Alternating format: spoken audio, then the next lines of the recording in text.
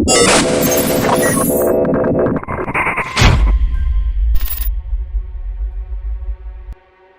Devil Made Me Do It। आर्ने chain Johnson की court में पेशी को the devil made me do it case के नाम से भी जाना जाता है। The devil made me do it ये एक बहुत ही ज़्यादा फेमस आने वाली मूवी का टाइटल भी है, जिसका नाम है conjuring 3 the devil made me do it, जो कि इसी कोर्ट में पेशी यानी आर्ने चेन जॉनसन की कोर्ट में पेशी पे ही बनाई गई है। स्टोरी या फिर इस चीज़ या इंसिडेंट का एक छोटा सा समरी देखते हैं।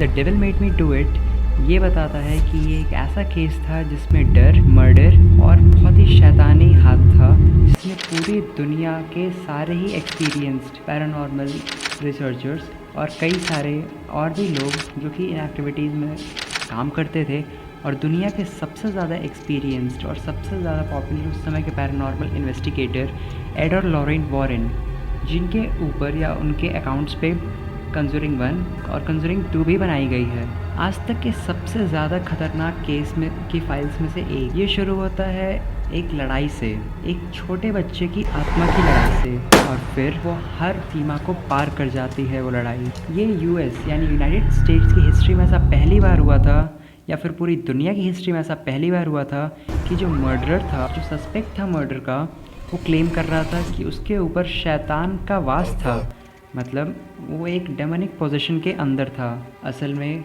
उस समय या अभी भी ये नहीं माना जाता है, या कभी भी कोर्ट में ये नहीं मानते हैं कि कभी भी कोई मर्डर या केस का कोई भी एसोसिएशन किसी भूत या फिर किसी अन्य तरह के डरावनी चीज़ जैसे जो कि नहीं होती असल में, उनसे नहीं किया जा सकता है। ये जो पूरी घटना थी इसको 2 पार्ट में डिवाइड किया गया है। जो पहला पोर्शन है वो इस पार्ट में डेविड क्लैडसेल, जो कि 11 साल का लड़का है, उसको ब्रूकफील्ड कनेक्टिकट में आत्मा ने 1981 में काबू में कर लिया था। वॉशिंगटन पोस्ट के अनुसार कई सारे खतरनाक चीज़ें हुई थी डेविड के साथ, जो कि बहुत ही भूतिया चीज़ों से रिलेट करती थी। तो जो ग्लैडसेल्स थे, मतलब जो डेविड ग्लैडसेल के पेरेंट्स थे, उन्होंने एड और लॉरेन वॉरेन को बुलाया और कैथोलिक चर्च के प्रीस्ट यानी पादरियों को बुलाया। उन्होंने छोटे मोटे एक्सॉर्सिज्म किए डेविड पे। आपको बता दें एक्सॉर्सिज्म क्या होता है।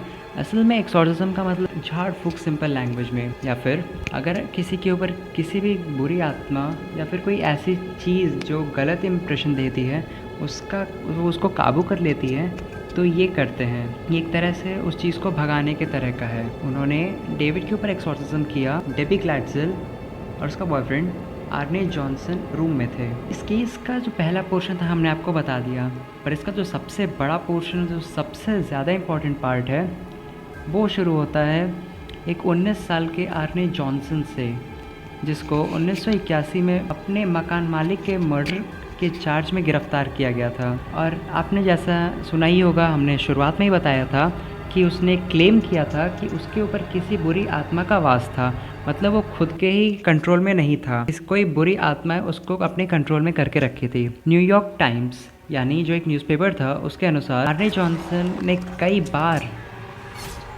अपने मकान मालिक को चाकू घोंपा।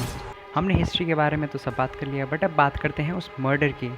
तो हुआ कुछ ऐसा था कि बोनो ने आर्ने को बुलाया था ताकि वो लोग कुछ चीज़ जो थी उसको सही करना चाहते थे, और बोनो ने आर्ने को शराब पिलाई। आर्ने ने तो ज़्यादा नहीं पिया, पर बोनो ने कुछ ज़्यादा ही शराब पी ली। और जब वहाँ डेबी आई तब बोनो अलग ही नशे में था, वो अपने होश में बिल्कुल था ही नहीं। और तो और डेबी भी एकदम डर चुकी थी, और कुछ देर बाद बोनो ही एकदम एक जंगली भेड़िया की तरह बदल चुका था। क्या हुआ कि जब डेबी ने चिल्लाया तो आर्ने आया, देखा, और उसने डेबी को खींच के तुरंत बाहर लेके गया। और इतने में वहाँ पे उस भूत ने जो था वो आर्ने के ऊपर से हट के वो सीधा बोनो के अंदर चली जा चुकी थी।